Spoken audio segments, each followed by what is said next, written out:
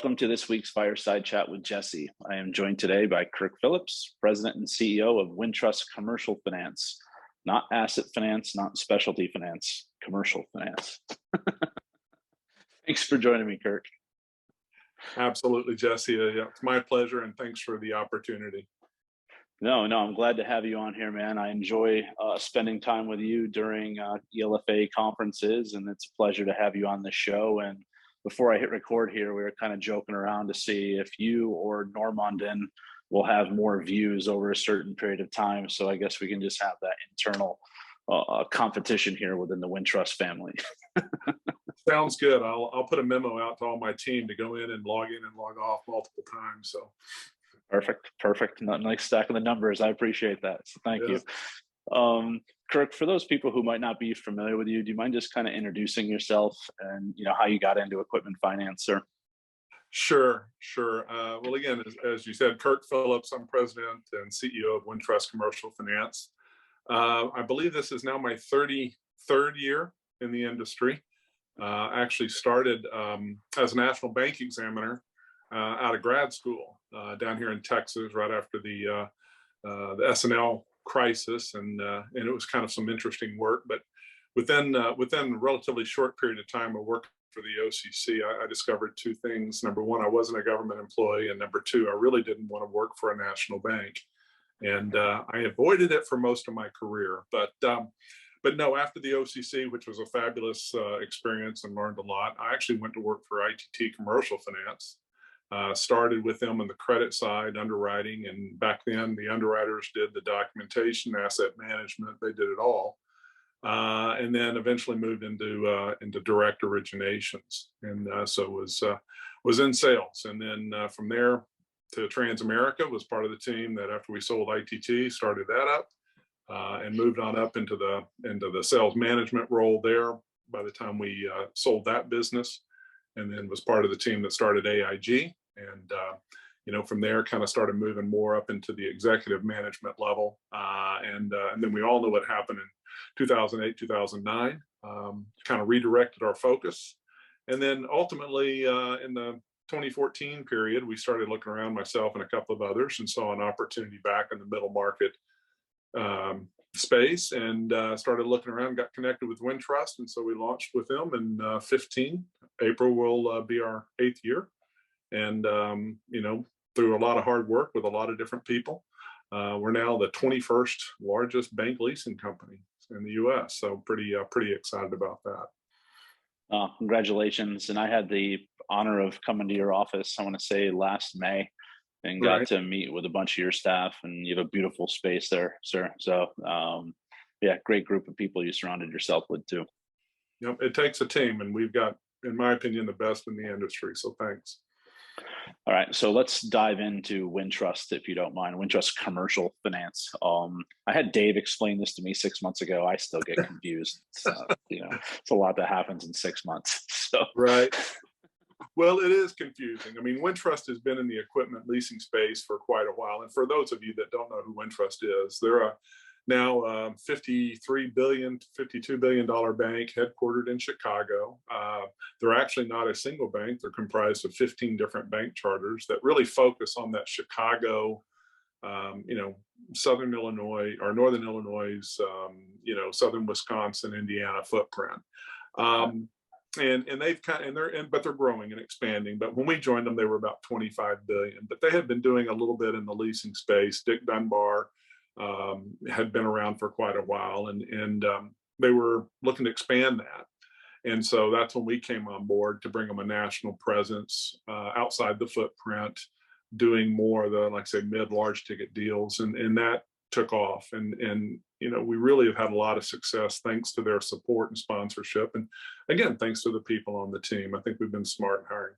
But as we grew, we saw some other areas of opportunity. That's when we reached out to like David Normandin and brought his team over for a small ticket platform. And they've just had a phenomenal run as well. So actually Wintrust, and so we kind of restructured to make it a little bit easier to manage internally, but I think that created some confusion externally.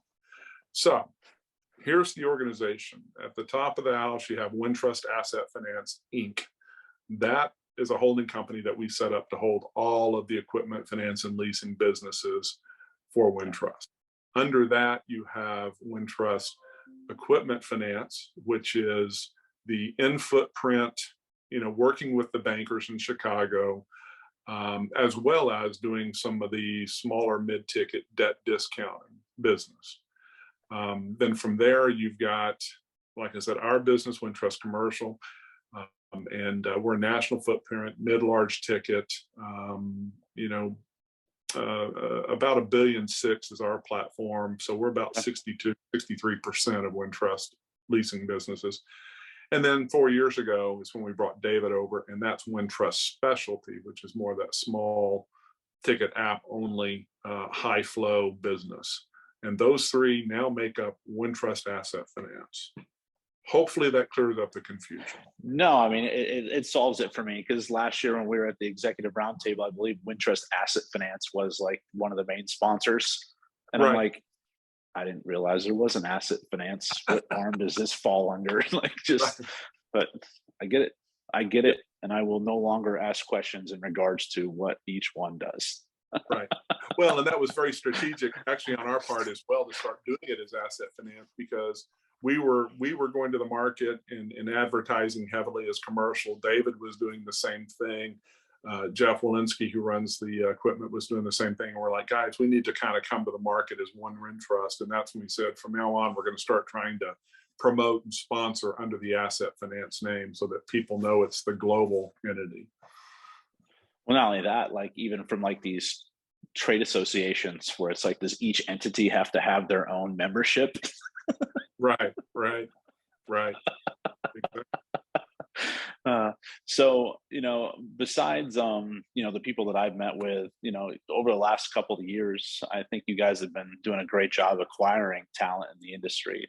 So I wanted to see if you could spend a couple minutes just talking about the culture and team that you've surrounded yourself with there, Kirk. Yeah, no, great question. And one I love to talk about. I mean, our culture is real simple. And this is why we fit into Wintrust so well. It's because it's a very relationship oriented culture. And to me, it boils down to just doing the right things every day for our customers, for each other, and for our sponsor. And sometimes that's not always the easiest way to go. Sometimes that's not always the most profitable way to go, but it's the right way to go. And that's just kind of the culture we built. We've tried to hire people that understand that relationships are key and critical, and they want to do the right things. There's not really any shortcuts that you can take to success. It's hard work, and it's coming in every day. And so I think people are attracted to that, and it's a very family oriented culture. Family is a big part of what we do here. And making sure that spouses and kids are included into the family. Because if you stop and think about it, we spend more time with an individual's spouse, more of the waking hours of their time with an individual spouse than they do. And that's a big sacrifice on a husband or wife's part, or kids' parts. And we're taking them away from that. So we want to make sure they understand that we recognize it and include them. And so, I think that's what's really driven a lot of the success that we've had. No, and that's very refreshing to hear, because not a lot of organizations think like you do. And obviously that's one of the reasons why it makes sense why you have the team around you that you do, Kirk. Even though I think I have more gray hair than you. I've only been in the industry for, well, if whatever hair you do have, I still have more gray probably. But anyhow, we'll just move past that one. I've been through what? Now I'm on my own in this industry, and I've worked for 4 different organizations. And from a leadership perspective, what's driven me to certain organizations is culture. And if that culture changes and it doesn't change for the positive, then it's time to pick up your ship and go somewhere else. Sure. Absolutely. Well, again, when you stop and think about your work environment, I always try to, and one of my associates actually kind of coined this, but it makes a lot of sense when you think about your work-life balance and you think about careers. there's three really areas that have to be in balance for job satisfaction. And that is, number one, do you like what you do? Mhm. Secondly, do you like who you do it with? And thirdly is, are you fairly compensated? And if you can get those three things in alignment, then you probably have a high level of job satisfaction. But we've all been in those situations where maybe you didn't like what you wanted to do, or you struggled with some of your teammates, or you weren't paid, or conversely, maybe you were paid a whole lot, but you didn't like what you were doing. Any one of those things gets out of balance, Yeah. it's not a long-term recipe for job satisfaction, which then spills over to personal satisfaction. So Sure. Sure. And eventually, if you're not happy with there, then you bring it to work, and then it just kind of goes downhill. absolutely, absolutely. So one thing I wanted to touch on is you were kind of discussing your career in equipment finance. When you carried a bag as a salesperson, and then you were like, "Hey, now you want to go more into a management role and then an executive role." Any like thoughts on how you grappled with that? Because typically, when you're in sales, you eat what you kill. Right. um and then it's like transitioning over to that now where you're responsible for the number of employees that you have underneath you. You mind just discussing that kind of mindset, Kirk, and what that does for you as an individual? Sure, sure. Well, I mean, for me, it was actually fairly easy decision. And again, I know I've worked with a lot of individuals that are unbelievable salespeople, and that's all they ever want to do. And I'm trying to get away from that term sales. I'm trying to reorient to business development. Um, but they're very happy in that, and that's what they want. And they don't want the responsibility of leading and managing. I've kind of been ever since I was small, been in some sort of leadership positions growing up, whether it was through church or scouts or fraternity, or you name it. I've always kind of been in leadership positions. And so I was having a very successful career in sales, and my boss came to me one day as we were realigning the company at Transamerica. He said, "Look, you can continue to be in sales, and everybody's gonna be real happy because you always put your numbers up, and et cetera. Or we're doing this realignment, and if you're interested, you know, there's a position in the sales management to run this region." And so for me, it wasn't really sure, absolutely, because I saw it as the next step in my career, and to get where I wanted to get, which ultimately was this chair, was part of the process. So for me, it was not that big of a step, if you will. Nope, that makes sense. I mean, my second sales job out of college, like they asked me to be a manager, and it was more fulfilling for me to help somebody else get that sale, to see the like all the hard work that they put into it, the gratification when you can actually close it, than it is for me personally selling anything. Sure, absolutely. Well, and again, the way I look at it too is, and I'm still in sales. We're all in, excuse me, Yeah. business development. We're all in business development. But to achieve the level of success that I wanted, if I just relied upon myself, then there's only so many hours in the day that I can go out, and so many people I can meet with and all. But if I can hopefully recruit, train, develop, empower, and push other individuals out, then there Sure. is no limitation. It's exponential, the growth potential that can happen out there. And so, by investing in others and giving them the training and giving them the support, and stepping in when I need to, and learning to keep my mouth shut when I probably should, you know, to watch them grow and achieve success and take that next step. I mean, that is very fulfilling, and that's how Sure. you grow organizations. I still struggle with the listening active. Like, what is it? Active listening? It's like I'm just active. Like, Active listening. Well, there's a reason God gave us one mouth and two ears. fair, fair. So we probably met. Like I said, this is my 18th year. So I'm assuming we probably met at one of the first conferences I ever went to, Kirk. And I wanted to kind of talk about, equipment finance, this industry, the relationships that you have, and kind of what that means to you, both personally and professionally. Yeah, great question. I cannot thank this industry or the people in it more. I actually came to this interestingly enough, why did I go into banking? It's because I didn't know what I wanted to do. I actually went to school originally as to be a forestry major. Okay. But different story there. But I ended up going to banking or thought banking because I really didn't know what I wanted to do. And I figured bankers meet a lot of people and talk to a lot of people. So maybe I'll figure something out. And that's why I got in this. And it kind of continued. And what I've discovered over time is why I love this industry so much. It is so different every day. I mean, again, think back to when I was in sales. Today I'm talking to a transportation company. Tomorrow I'm talking to a maritime provider. Next day I'm talking to a construction company or a manufacturing company. There was always something new to learn, to experience, to understand. And so it never got boring. And that's, carried on through the industry. I mean, that's why I love this industry. The people in it are unbelievable.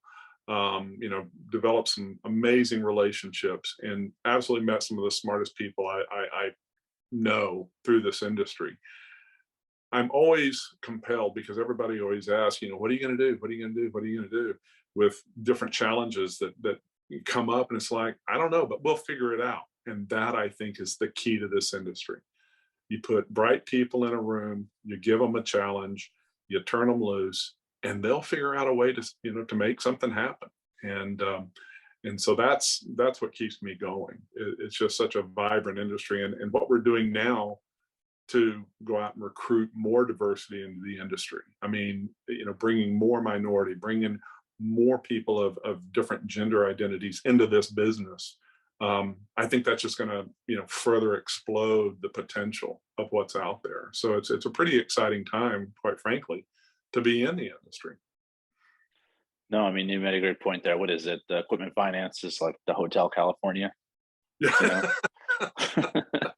I haven't heard that, but I think you're right. Well, and not only that, though, it's like, some of the people that you worked with at AIG might be competitors now on some transactions. But if you guys are running against similar challenges, you could easily pick up the phone and be like, hey, what are your thoughts on this?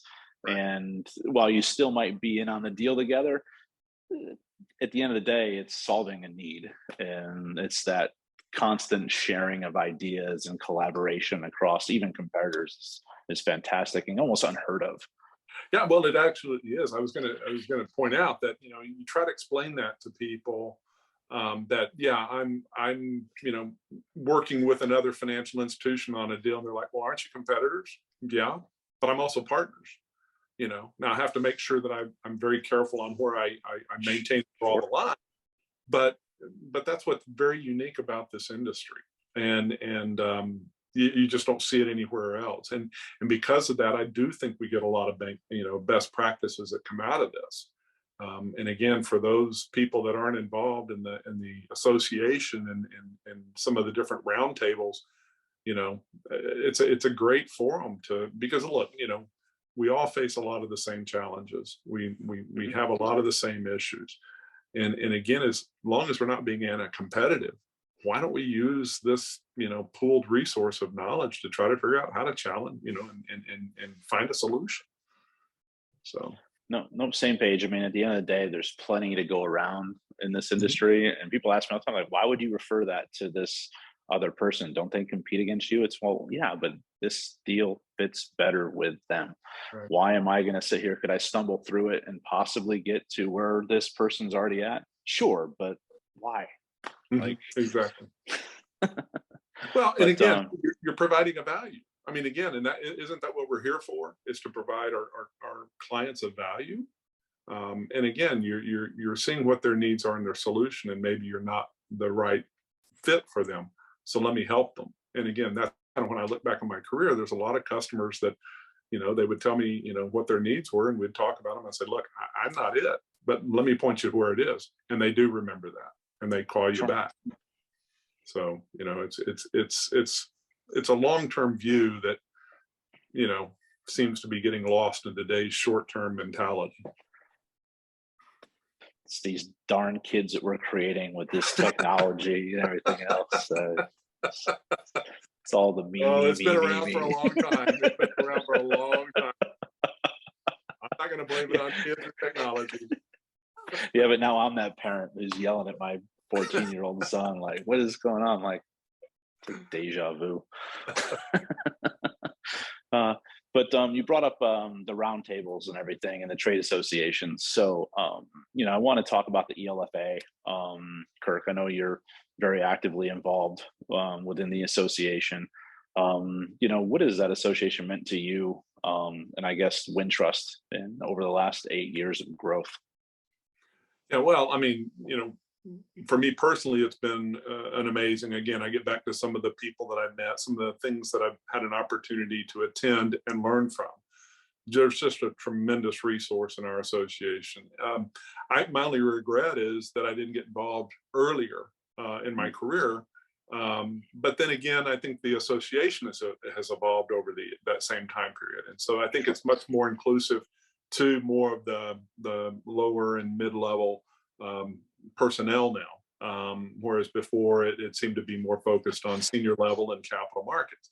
But yeah, since I've been engaged, like I said, it's just learning and sharing ideas and trying to make sure that we're promoting what's best for the industry. Which, if it's good for the industry, then typically it's going to be good for us individually.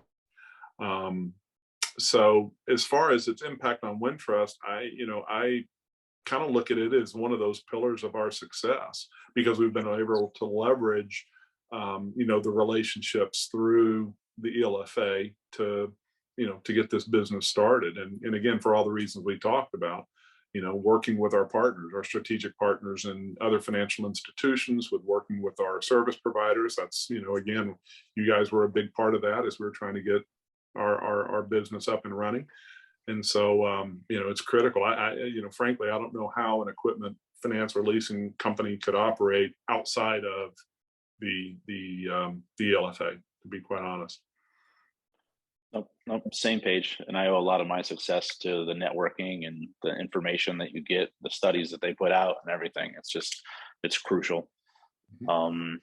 As we get into 2023, obviously it's like doom and gloom all the time, right? That's why I just don't watch the news anymore over anything. But and even what I'm seeing now, just from a customer perspective, it's like the faucet's still on for a lot of things when it's supposed to be turning off. Right. What are your thoughts on 2023? Well, I mean, again, 2023 is going to have its unique challenges, but I could look back and every year I could make the same speech at the beginning of the year, just, change what the challenge is. I mean, we do have a lot of challenges facing us. I mean, geopolitically, economically, labor, and changes that are going on and that. But I'm very optimistic. I'm not just burying my head in the sand.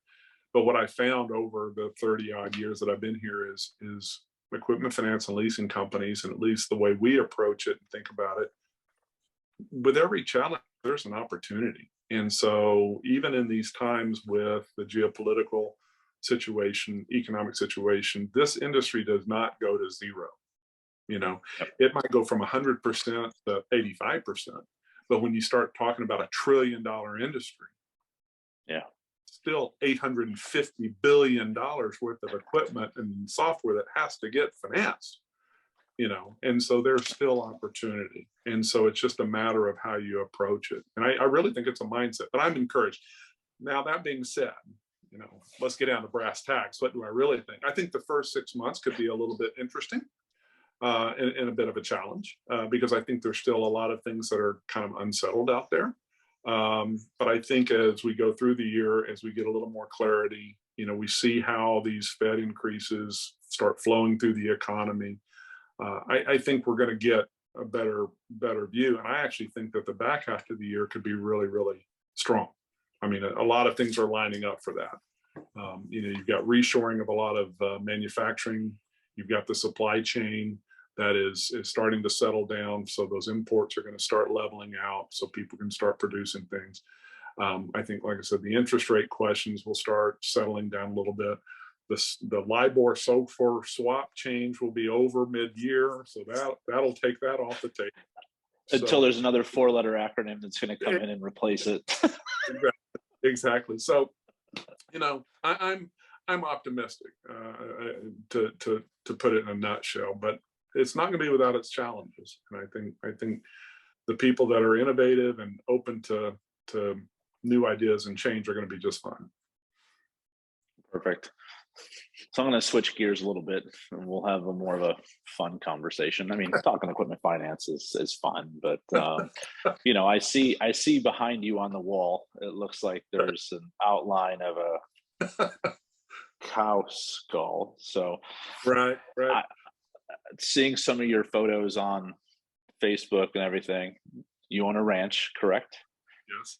So I want to talk about life as a rancher, when you're not putting in your 80 hours in the office there. What's that like, Kirk? Oh, it's been fabulous. My wife And and I. you did this before Yellowstone came out, correct? Oh yeah. Oh, Yeah. okay. I wasn't sure. Some people feel inspired. I mean, Brooke is like, we binge watched the first 2 seasons, and now she's like, I want a ranch in Texas, and I'm like, come on. Right. Everybody wants a ranch in Texas until they have to live on a ranch in Texas. No, it's been phenomenal. My wife and I are both native Texans. My wife grew up in much more of an agricultural community than I did. Her father owned a feed, fertilizer, and cattle operation.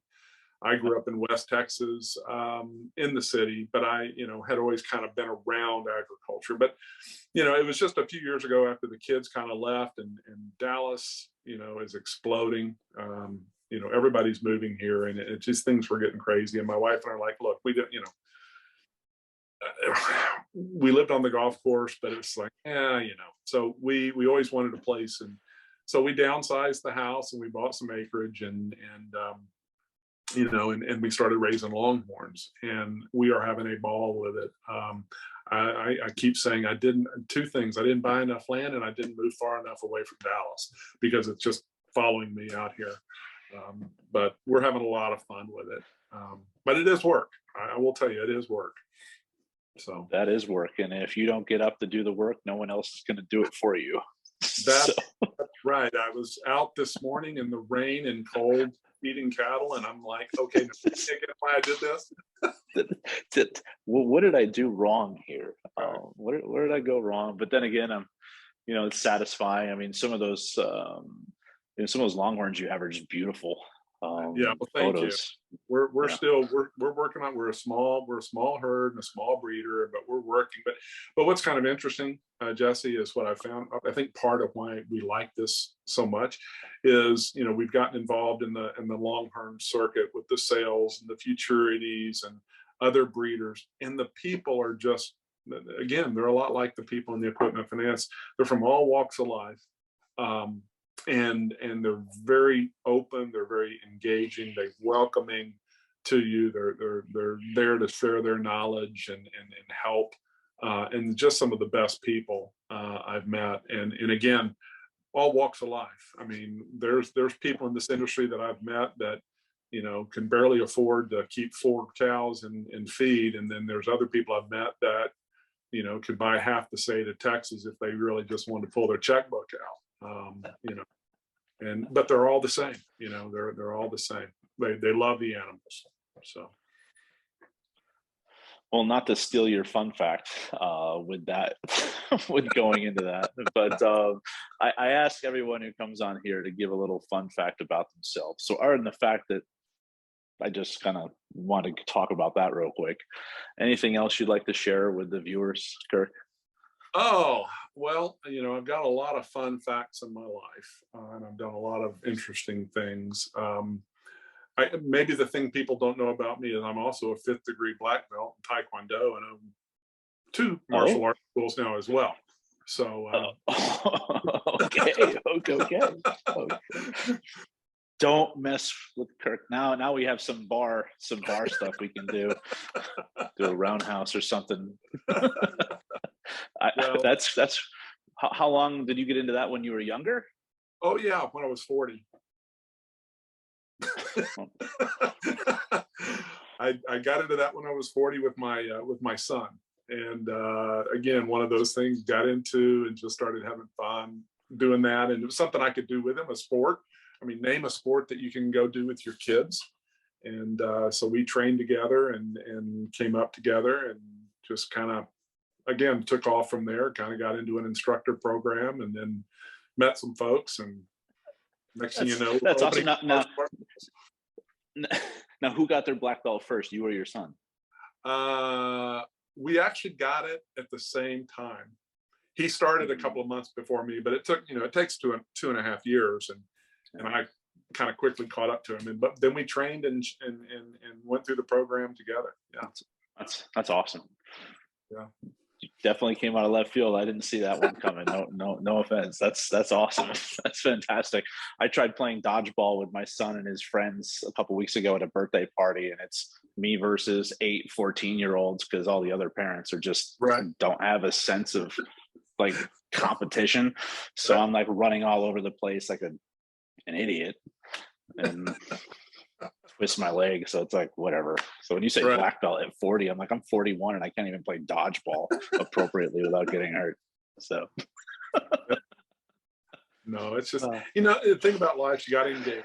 You just got to find the thing and engage. And it's a big world out there, and too many people just kind of relinquish to the couch. And, it's just, for me, it's never been that way. Never been that way. Never satisfied. Appreciate what I have, but always will. What else can we? Where else can this go? Where else can we do? That's right. So one other thing before I kind of close this out here is I wanted to thank you for hosting our next EFC event that we're having on April 19th. That means a lot. Riley's great to work with. Tom, Jeff, Andre, you just have a good team there. So it's going to be a good event. Yep, our pleasure. We're really excited about it. Really excited to bringing it to Dallas, and the weather hopefully will be good that time of year. So maybe you guys can get out and play a little golf and enjoy it. It'll be fantastic, Kirk. Thank you again. And I guess at the end of the day, I close with this with everyone. I think you've hit the nail on the head in regards to why people should do business with Wintrust, but why do business with Wintrust? It's a relationship. It's not business. It's a relationship. I can't say any. No, that's perfectly fine. Business development relationship. That's our magical words, right? We're not saying sales anymore. We're not saying business. It's relationships. Absolutely. All right, sir. Well, I appreciate your time today. Sure, we'll be seeing you funding conference in Chicago. Absolutely. We'll be at the funding conference, and we'll be there in force since it's our home city, and we'll be again hosting at 231 at the flagship bank. So hopefully you can make it by for that and have a good time. All right, sir. Well, thank you very much, Kirk. I appreciate your time today, sir. Thank you. Thank you, Jesse.